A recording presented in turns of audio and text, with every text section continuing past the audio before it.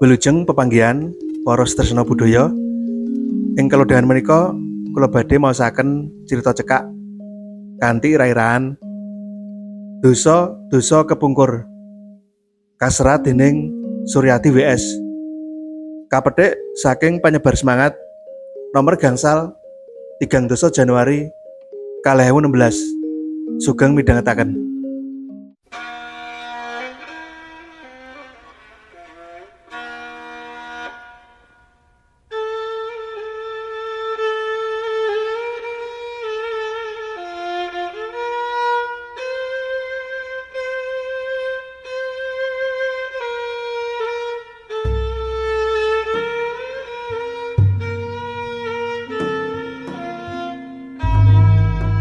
Aku sak bateh wis rumangsa tentrem mapan ing omah iki. Omah lawas tinggalane bapak swargi. Nanging dudu yasane bapak. Iku omah tukon nalika bapak lan ibu lagi nganten anyar, durung peputra. Jare biyen didol bareng sak sawahe pisan. Arep dinggo sangu transmigrasi menyang Sumatera. Nanging sawetara dina iki katentremanku rada keganggu dening patrape sakwijining wong tuwa sing ora ndak kenal. Sak temene dheweke ora ganggu, nanging aku sak batih rumangsa ora tentrem. Wong iku saben sore bubar ngisak teka, lungguh delok-delok ing pinggir dalan ngarep omah, nyawang omahku. Sok nganti jam-jaman, malah tahu nganci wanci subuh lagi lunga, merga kebacut turu ana ing kono.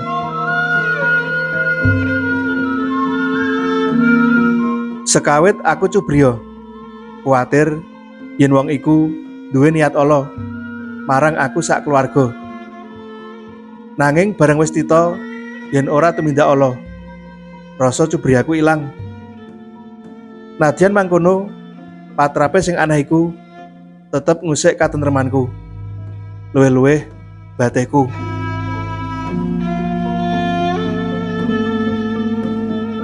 Apa wong edan ya Mas? Aloke Dik Yati, batihku.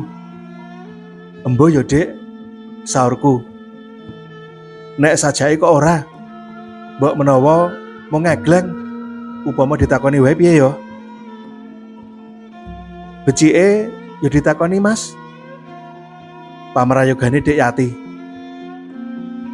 Gandeng wis mupakat karo batih. Aku nakoni tenan. Bengi-bengi sakwise wong iku lungguh ing kono sauntara, aku nyaketi. Assalamualaikum, ulukku. Waalaikumsalam, saure cetha lan teteh. Tinimbang lenggah ngriki anyep, mbok monggo pinarak griya. Wah, matur nuwun Mas. Nanging kula mboten kepengin ganggu jenengan sak keluarga. Kula wonten ngriki mawon Mas. Ngapunten Pak, ucapku. Nanging nggih krana bapak lenggah ngriki, kula rumaos keganggu. Sebab kula kuwatir yen bapak lajeng gerah sak mboten-mbotenipun jenengan cerita menapa sebabipun saben dalu wonten ngriki dados mboten nuwuhaken pitaken ing batos. Wong iku mantuk-mantuk menyat lan ngetutake aku mlebu omah. Sajake batihku wis tata-tata, katilik let sedhela wis ngetokake wedang panas, 2 gelas diladekake ing meja. Monggo Pak, penunjuk, tembunge. Inggih, matur nuwun Jeng. Saure wong iku luli nyruput sawetara. Sedhela dheweke nyawang aku lan batihku, nuli keprungu geneme. Mestinipun jenengan iki putrane Mas Karjo riyen. Inggih, saurku. Dados Bapak tepangaken nak, kula Kasra rumiyin ingkang gadah pomahan niki. Kula sadhe dhateng Kang Rama, Mas Karjo. Oh, riyen bapak kula ngendika bilih jenengan transmigrasi dhateng Sumatera. Kula pancen matur ngoten dhateng Mas Karjo. Nanging sejatosipun boten. Lelampahan nak, lelampahan ingkang bibrah badhe kula cariosaken. Mugi dadosa conto awon ingkang kedah dipun singkiri. Menapa kersa mirengaken? Kula kepengin ngertos, Pak, saurku. Dheweke nyeruput wedange meneh, nuli miwiti cerita.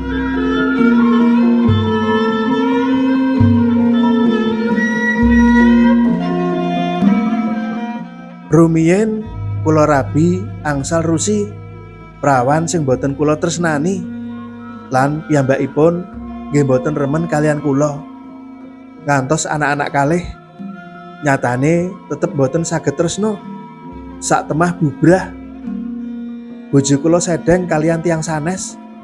Manah kula sakit sanget. Tumut-tumut sedeng kalih wong wadon liya. Malah pomahan sak sawahe sepikul kula sadhe ditumbas Kang Rama. Lajeng kula kesah kalian wong wadon wau dhateng kitha, urip ten omah kontrakan, kumpul kebo. Ngantos 30-an taun gesang keserakat ing kitha, nyambut damel sak kecandhake, ngantos piyambake tilar. Ing ngriku kula saweg enget bilih gesang kula sasar. Wiwit niku kula eling dhateng ingkang karya gesang. Kula lajeng dados tukang reresik masjid ing kitha ngrika ngantos 10 taun. Wiwit setahun kepengker kula wangsul dhateng tlatah mriki dados tukang reresik ing masjid ageng kabupaten. Dheweke leren sedhela nyawang aku lan bojoku, nuli nutukake guneme. Nyuwun ngapunten yen kula ganggu raos katrem panjenengan. Nanging saestu Mas, kula namung kepengin ing dinten-dinten pungkasaning gesang kula saged nyawang griya menika. Awit griya menika rumiyin piasan kula.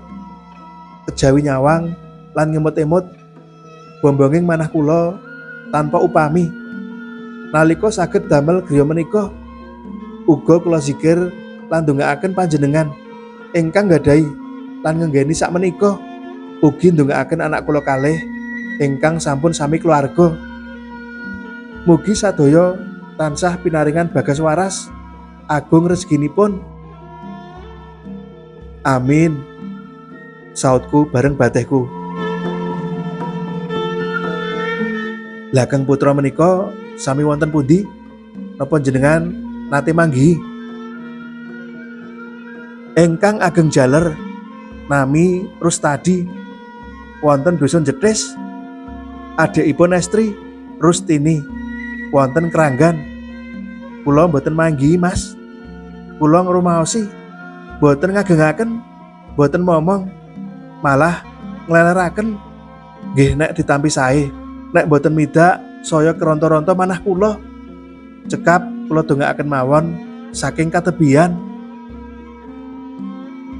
Sakwise rada wengi, wong iku pamit. Esuke aku goleki anake loro sing disebutake wingi. Padha ndak kon mara yang omahku bengi bakda isak.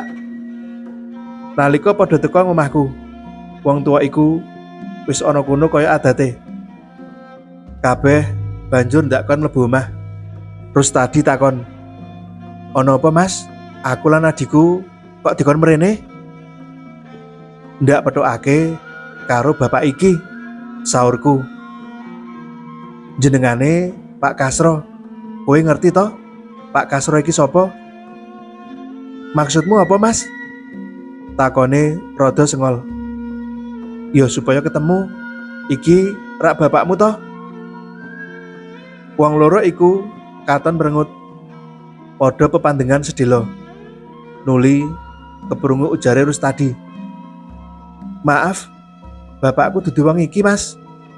Bapakku iki Pak Sukijo, sing ngopeni aku wiwit cilik, sing ngragati sekolahku, sing nuntun aku, sing ngrabekake aku lan adikku. Aja nyampuri urusan pribadiku, Mas. Nuwun pamit." Muni ngono karo ngadeg. Wong loro banjur padha lunga saka ngomahku. "Wah, kula sing nyuwunake pangapunten, Mas," ucape wong tua iku sak pungkure anake. "Mboten napa-napa, Pak," ucapku. "Kula namung badhe nglurusaken sajake putrane dereng saged nampi. Kula malah nyuwun pangapunten. Kumalancang manggihaken Bapak kalian putrane." "Oh, nak Mas boten lepat. Tujuan jenengan sae. Nadyan gagal, nanging kula matur nuwun sanget. Niki wau kula saged aben ajeng kalian anak-anak kula. Mugi sanes wekdal sami tinarbuka manahipun."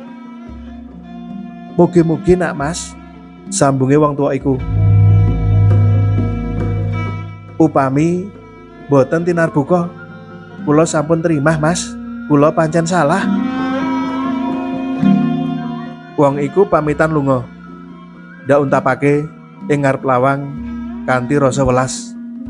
Batinku nguwuh, "Pak, kowe pancen dosa. Nanging wis mertobat.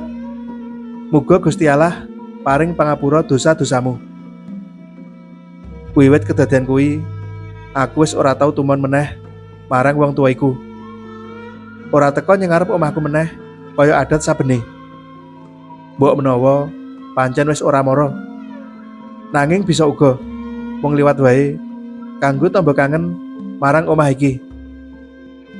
Nganti lumaku setengah tahun tanpa kanyono Rustadi lan Rustini teka ing omahku. Polatane suntrut, Rustini malah katon brabak mripate. Rustadi micara, "Nyuwun pangapunten, Mas. Apa Bapak isih ana kene?" "Maksudmu Pak Kasro?" "Iya, Mas. Pak Kasro ki ora manggon kene. Mung dek emben saben bengi mrene. Nyawang omah iki saka dalan kono. Sajake kelingan jaman isih manggon kene mbiyen." "Mesine ngono. Lah manggone ana ngendi ya, Mas? Aku kepengin goleki." "Niatmu piye?" takonku genahake. "Arep ndajak mulih, Mas, nyang omahku utawa nggone adikku iki." "Alhamdulillah," ucapku. "Ayo, ndak tuduhi nggone." Wong loro kakang adikku padha numpaki sepeda montore ngetutake aku.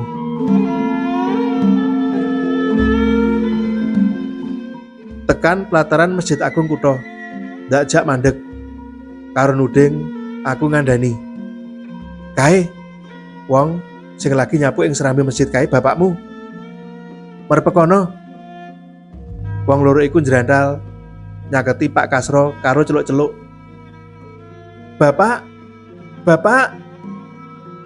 Nuli padha ngrangkul karo nangis. Aku alon-alon nyaketi.